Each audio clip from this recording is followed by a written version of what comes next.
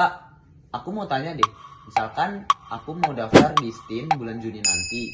Persyaratan maksimal usianya itu 21 tahun. Sedangkan bulan Agustus nanti aku ulang tahun yang ke-22. Kira-kira aku bisa lolos nggak? Nah, buat kamu yang masih bingung, sini aku bantu jelasin.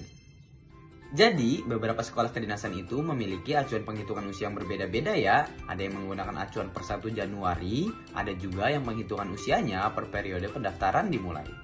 Pastikan usia kamu memenuhi persyaratan sekolah kedinasan yang kamu inginkan ya. Buat kamu yang sedang mempersiapkan diri untuk mengikuti seleksi sekolah kedinasan, aku saranin buat ikut bimbel di Newton 6. Karena di sini kamu nggak cuma dikasih materi, tapi juga diberikan pengarahan kamus kedinasan apa yang cocok buat kamu, dan peluang mana yang lebih besar buat kamu lolos berdasarkan hasil pantauan belajar dan evaluasi nilai pembelajaran.